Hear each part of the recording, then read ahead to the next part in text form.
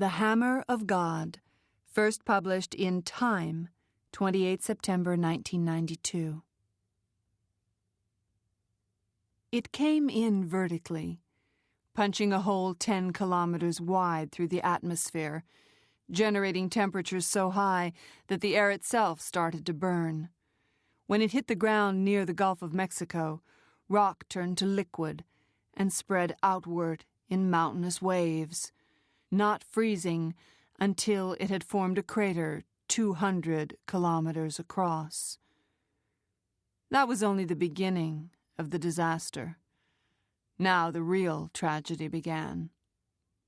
Nitric oxides rained from the air, turning the sea to acid.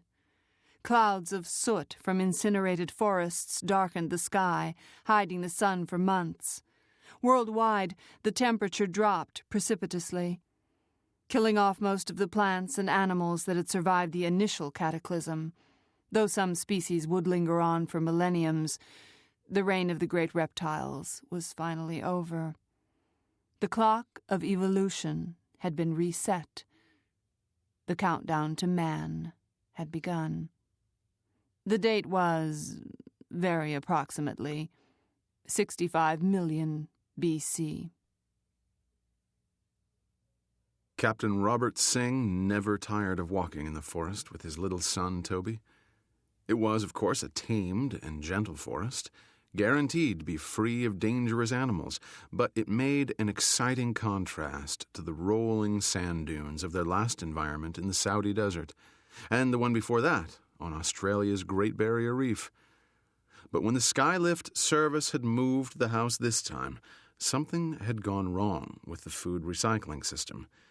Though the electronic menus had fail-safe backups, there had been a curious metallic taste to some of the items coming out of the synthesizer recently. "What's that, Daddy?" asked the 4-year-old, pointing to a small, hairy face peering at them through a screen of leaves. Some kind of monkey. We'll ask the brain when we get home." "Can I play with it?" "I don't think that's a good idea. It could bite. And it probably has fleas. Your robo-toys are much nicer." "But—" Captain Singh knew what would happen next. He had run this sequence a dozen times. Toby would begin to cry. The monkey would disappear. He would comfort the child as he carried him back to the house. But that had been 20 years ago, and 250 million kilometers away. The playback came to an end. Sound, vision, the scent of unknown flowers, and the gentle touch of the wind slowly faded.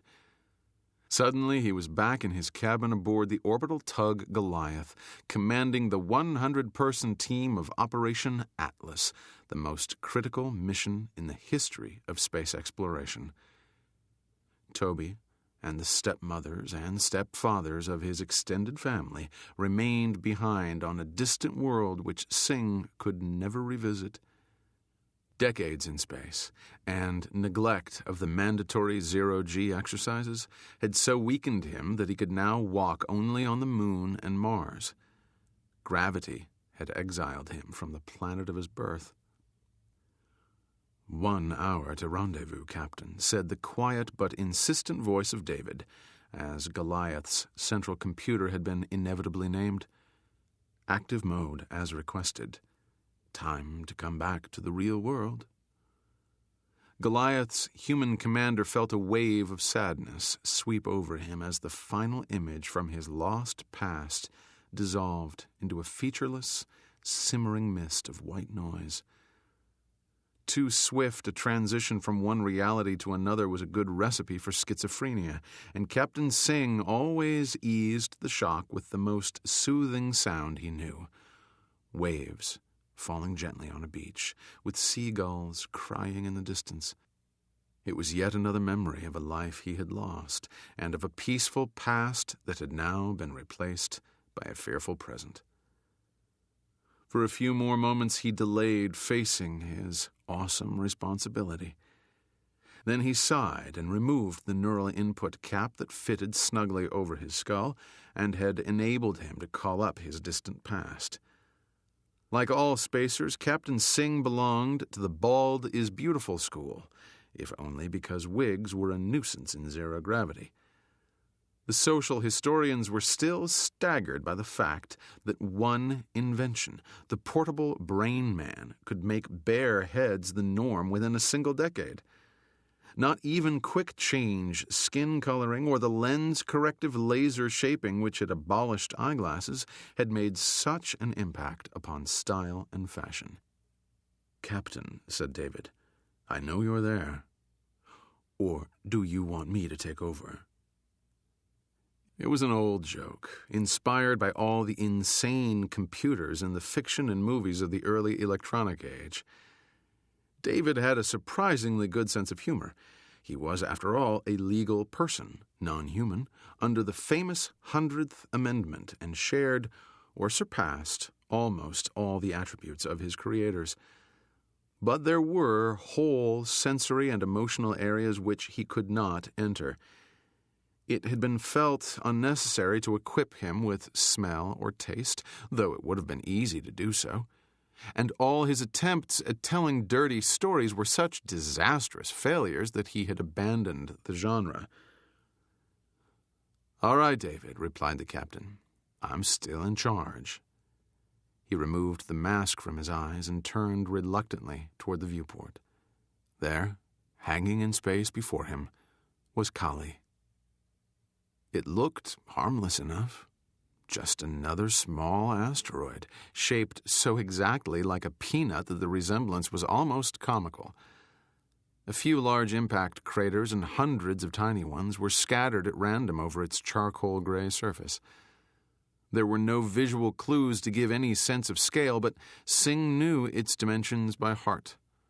1,295 meters maximum length, 456 meters minimum width. Kali would fit easily into many city parks. No wonder that even now, most of humankind could still not believe that this modest asteroid was the instrument of doom. Or, as the Chrislamic fundamentalists were calling it, the hammer of God. The sudden rise of Chrislam had been traumatic equally to Rome and Mecca. Christianity was already reeling from John Paul XXV's eloquent but belated plea for contraception and the irrefutable proof in the new Dead Sea Scrolls that the Jesus of the Gospels was a composite of at least 3 persons.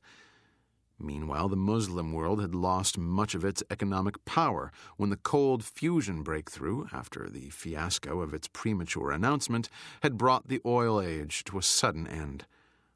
The time had been ripe for a new religion embodying, as even its severest critics admitted, the best elements of 2 ancient ones.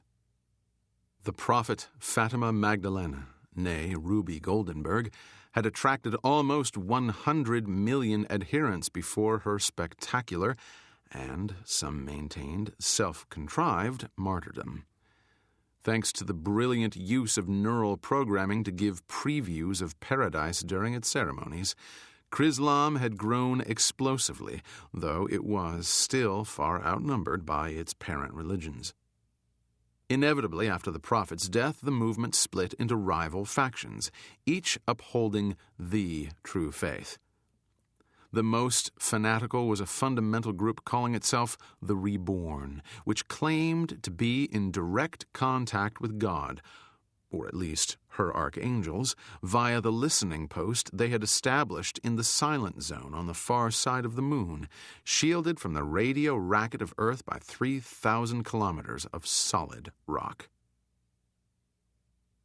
Now Kali filled the main view screen. No magnification was needed, for Goliath was hovering only 200 meters above its ancient, battered surface. 2 crew members had already landed, with the traditional 1 small step for man, even though walking was impossible on this almost zero-gravity worldlet. "Deploying radio beacon. We've got it anchored securely. Now, Kali won't be able to hide from us." It was a feeble joke, not meriting the laughter it aroused from the dozen officers on the bridge. Ever since Rendezvous, there had been a subtle change in the crew's morale, with unpredictable swings between gloom and juvenile humor. The ship's physician had already prescribed tranquilizers for one mild case of manic-depressive symptoms. It would grow worse in the long weeks ahead, when there would be little to do but wait. The first waiting period had already begun. Back on Earth, giant radio telescopes were tuned to receive the pulses from the beacon. Although Kali's orbit had already been calculated with the greatest possible accuracy, there was still a slim chance that the asteroid might pass harmlessly by. The radio measuring rod would settle the matter, for better or worse.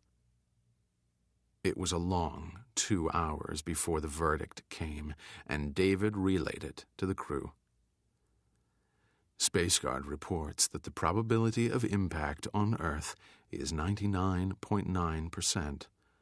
Operation Atlas will begin immediately. The task of the mythological Atlas was to hold up the heavens and prevent them from crashing down upon Earth. The Atlas booster that Goliath carried as an external payload had a more modest goal, keeping at bay only a small piece of the sky. It was the size of a small house, weighed 9,000 tons, and was moving at 50,000 kilometers per hour. As it passed over the Grand Teton National Park, one alert tourist photographed the incandescent fireball and its long vapor trail. In less than 2 minutes, it had sliced through the Earth's atmosphere and returned to space. The slightest change of orbit during the billions of years it had been circling the sun might have sent the asteroid crashing upon any of the world's great cities, with an explosive force 5 times that of the bomb that destroyed Hiroshima. The date was August 10, 1972. SPACEGUARD had been one of the last projects of the legendary NASA at the close of the 20th century. Its initial objective had been modest enough to make as complete a survey as possible of the asteroids and comets that crossed the orbit of Earth, and to determine if any were a potential threat. With a total budget seldom exceeding $10 million a year, a worldwide network of telescopes, most of them operated by skilled amateurs, had been established by the year 2000. 61 years later, the spectacular return of Halley's Comet encouraged more funding, and the great 2079 fireball, luckily impacting in mid-Atlantic, gave SPACEGUARD additional prestige. By the end of the century, it had located more than 1 million asteroids, and the survey was believed to be 90% complete. However, it would have to be continued indefinitely. There was always a chance that some intruder might come rushing in from the uncharted outer reaches of the solar system. As had Kali, which had been detected in late 2212 as it fell sunward past the orbit of Jupiter. Fortunately, humankind had not been wholly unprepared, thanks to the fact that Senator George Ledstone, Independent West America, had chaired an influential finance committee almost a generation earlier. The senator had one public eccentricity and, he cheerfully admitted, one secret vice. He always wore massive horn-rimmed eyeglasses, non-functional, of course, because they had an intimidating effect on uncooperative witnesses, few of whom had ever encountered such a novelty. His secret vice, perfectly well known to everyone, was rifle shooting on a standard Olympic range set up in the tunnels of a long-abandoned missile silo near Mount Cheyenne. Ever since the demilitarization of planet Earth, much accelerated by the famous slogan, "Guns are the crutches of the impotent," such activities had been frowned upon, though not actively discouraged. There was no doubt that Senator Ledstone was an original. His grandmother had been a colonel in the dreaded Beverly Hills militia, whose skirmishes with the L.A. irregulars had spawned endless psychodramas in every medium, from old-fashioned ballet to direct brain stimulation.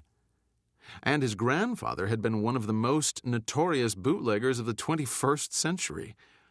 Before he was killed in a shootout with the Canadian medicops during an ingenious attempt to smuggle a kiloton of tobacco up Niagara Falls, it was estimated that Smokey had been responsible for at least 20 million deaths.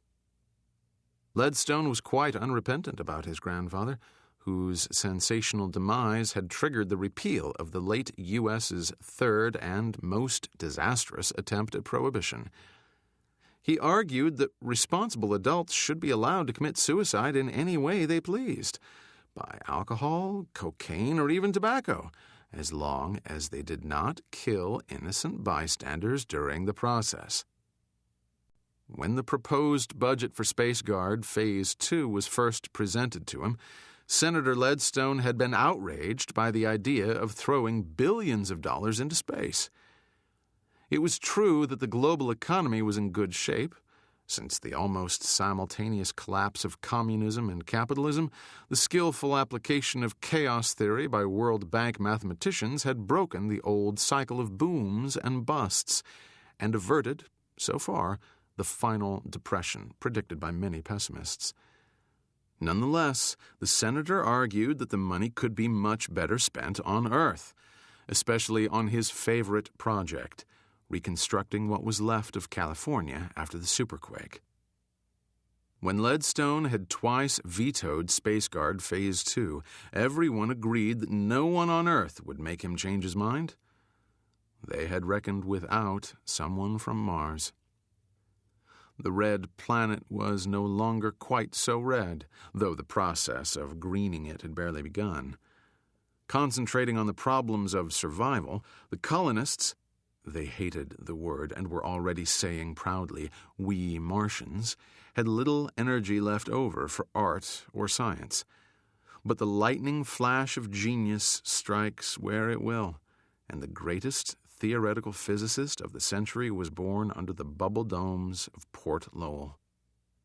Like Einstein, to whom he was often compared, Carlos Mendoza was an excellent musician. He owned the only saxophone on Mars and was a skilled performer on that antique instrument. He could have received his Nobel Prize on Mars, as everyone expected, but he loved surprises and practical jokes. Thus he appeared in Stockholm looking like a knight in high-tech armor, wearing one of the powered exoskeletons developed for paraplegics. With this mechanical assistance, he could function almost unhandicapped in an environment that would otherwise have quickly killed him. Needless to say, when the ceremony was over, Carlos was bombarded with invitations to scientific and social functions. Among the few he was able to accept was an appearance before the World Budget Committee, where Senator Leadstone closely questioned him about his opinion of Project SPACEGUARD. "I live on a world which still bears the scars of 1,000 meteor impacts, some of them hundreds of kilometers across," said Professor Mendoza. "Once they were equally common on Earth, but wind and rain, something we don't have yet on Mars, though we're working on it, have worn them away." Senator Leadstone: "The SPACEGUARDers are always pointing to signs of asteroid impacts on Earth. How seriously should we take their warnings?" Professor Mendoza: "Very seriously, Mr. Chairman. Sooner or later, there's bound to be another major impact."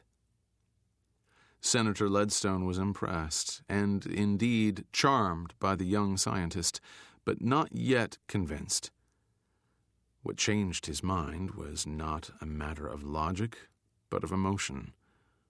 On his way to London, Carlos Mendoza was killed in a bizarre accident when the control system of his exoskeleton malfunctioned. Deeply moved, Leadstone immediately dropped his opposition to SPACEGUARD, approving construction of 2 powerful orbiting tugs, Goliath and Titan, to to be kept permanently patrolling on opposite sides of the sun. And when he was a very old man, he said to one of his aides, "They tell me we'll soon be able to take Mendoza's brain out of that tank of liquid nitrogen and talk to it through a computer interface. I wonder what he's been thinking about all these years." Assembled on Phobos, the inner satellite of Mars, Atlas was little more than a set of rocket engines attached to propellant tanks holding 100,000 tons of hydrogen. Though its fusion drive could generate far less thrust than the primitive missile that had carried Yuri Gagarin into space, it could run continuously, not merely for minutes, but for weeks. Even so, the effect on the asteroid would be trivial, a velocity change of a few centimeters per second. Yet that might be sufficient to deflect Kali from its fatal orbit during the months while it was still falling earthward. Now that Atlas's propellant tanks, control systems, and thrusters had been securely mounted on Kali, it looked as if some lunatic had built an oil refinery on an asteroid. Captain Singh was exhausted, as were all the crew members, after days of assembly and checking. Yet he felt a warm glow of achievement. They had done everything that was expected of them. The countdown was going smoothly, and the rest was up to Atlas. He would have been far less relaxed had he known of the absolute priority message racing toward him by tight infrared beam from Astropol headquarters in Geneva. It would not reach Goliath for another 30 minutes, and by then it would be much too late. At about T-minus 30 minutes, Goliath had drawn away from Kali to stand well clear of the jet with which Atlas would try to nudge it from its present course. Like a mouse pushing an elephant, one media person had described the operation. But in the frictionless vacuum of space, where momentum could never be lost, even one mouse power would be enough if applied early and over a sufficient length of time. The group of officers waiting quietly on the bridge did not expect to see anything spectacular. The plasma jet of the Atlas drive would be far too hot to produce much visible radiation. Only the telemetry would confirm that ignition had started and that Kali was no longer an implacable juggernaut, wholly beyond the control of humanity. There was a brief round of cheering and a gentle patter of applause as the string of zeros on the accelerometer display began to change. The feeling on the bridge was one of relief rather than exultation. Though Kali was stirring, it would be days and weeks before victory was assured. And then, unbelievably, the numbers dropped back to 0. Seconds later, 3 simultaneous audio alarms sounded. All eyes were suddenly fixed on Kali and the Atlas booster, which should be nudging it from its present course. The sight was heartbreaking. The great propellant tanks were opening up like flowers in a time-lapse movie, spilling out the thousands of tons of reaction mass that might have saved the Earth. Wisps of vapor drifted across the face of the asteroid, veiling its cratered surface with an evanescent atmosphere. Then Kali continued along its path, heading inexorably toward a fiery collision with the Earth. Captain Singh was alone in the large, well-appointed cabin that had been his home for longer than any other place in the solar system. He was still dazed, but was trying to make his peace with the universe. He had lost, finally and forever, all that he loved on Earth. With the decline of the nuclear family, he had known many deep attachments, and it had been hard to decide who should be the mothers of the 2 children he was permitted. A phrase from an old American novel, he had forgotten the author, kept coming into his mind. Remember them as they were, and write them off. The fact that he himself was perfectly safe somehow made him feel worse. Goliath was in no danger whatsoever and still had all the propellant it needed to rejoin the shaken survivors of humanity on the Moon or Mars. Well, he had many friendships, and one that was much more than that on Mars. This was where his future must lie. He was only 102, with decades of active life ahead of him. But some of the crew had loved ones on the Moon. He would have to put Goliath's destination to the vote. Ship's orders had never covered a situation like this. "I still don't understand," said the chief engineer, "why that explosive cord wasn't detected on the pre-flight checkout. Because that reborn fanatic could have hidden it easily, and no one would have dreamed of looking for such a thing. Pity Astropol didn't catch him while he was still on Phobos. But why did they do it? I can't believe that even Chrislamic crazies would want to destroy the Earth." You can't argue with their logic if you accept their premises. God, Allah, is testing us, and we mustn't interfere. If Kali misses, fine. If it doesn't, well, that's part of her bigger plan. Maybe we've messed up Earth so badly that it's time to start over. Remember that old saying of Tsiolkovsky's? Earth is the cradle of humankind, but you cannot live in the cradle forever. Kali could be a sign that it's time to leave. The captain held up his hand for silence. The only important question now is Moon or Mars. They'll both need us. I don't want to influence you. That was hardly true. Everyone knew where he wanted to go. So I'd like your views first. The first ballot was Mars 6, Moon 6. Don't know 1. Captain abstaining. Each side was trying to convert the single don't know when David spoke. There is an alternative. What do you mean? Captain Singh demanded rather brusquely. It seems obvious. Even though Atlas is destroyed, we still have a chance of saving the Earth. According to my calculations, Goliath has just enough propellant to deflect Kali, if we start thrusting against it immediately. But the longer we wait, the less the probability of success. There was a moment of stunned silence on the bridge as everyone asked the question, "Why didn't I think of that?" and quickly arrived at the answer. David had kept his head, if one could use so inappropriate a phrase, while all the humans around him were in a state of shock. There were some compensations in being a legal person, non-human.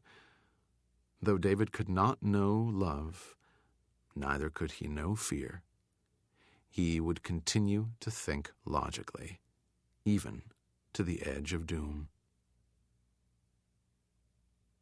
With any luck, thought Captain Singh, this is my last broadcast to Earth.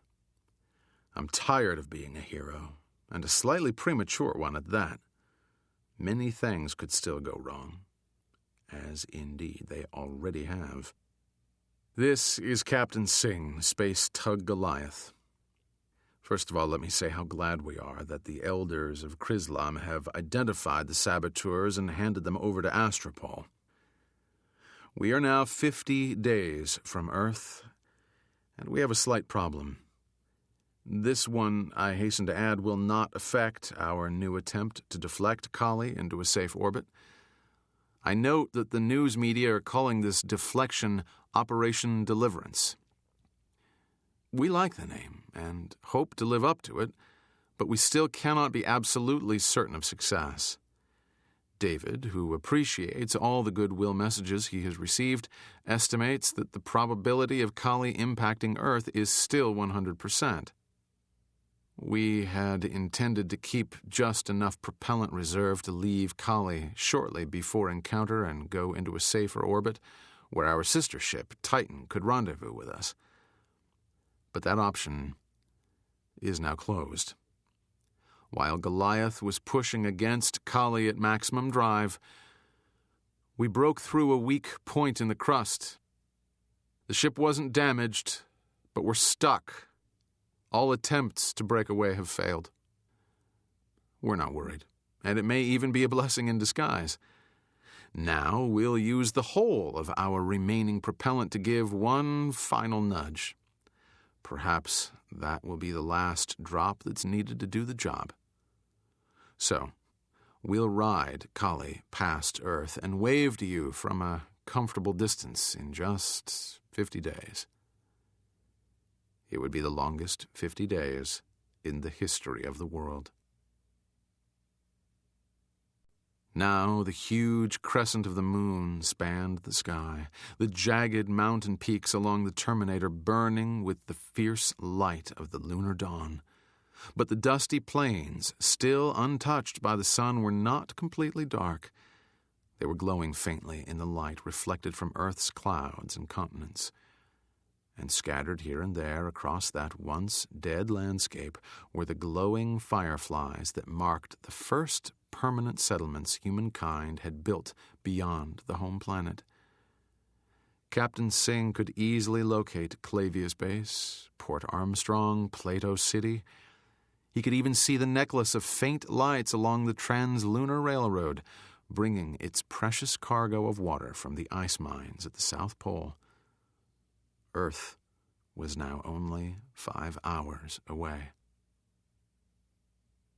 Kali entered Earth's atmosphere soon after local midnight, 200 kilometers above Hawaii.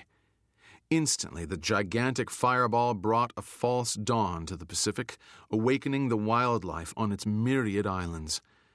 But few humans had been asleep this night of nights, except those who had sought the oblivion of drugs. Over New Zealand, the heat of the orbiting furnace ignited forests and melted the snow on mountaintops, triggering avalanches into the valleys beneath. But the human race had been very, very lucky. The main thermal impact as Kali passed the Earth was on the Antarctic, the continent that could best absorb it. Even Kali could not strip away all the kilometers of polar ice, but it set in motion the great thaw that would change coastlines all around the world. No one who survived hearing it could ever describe the sound of Kali's passage. None of the recordings were more than feeble echoes. The video coverage, of course, was superb and would be watched in awe for generations to come. But nothing could ever compare with the fearsome reality. 2 minutes after it had sliced into the atmosphere, Kali re-entered space.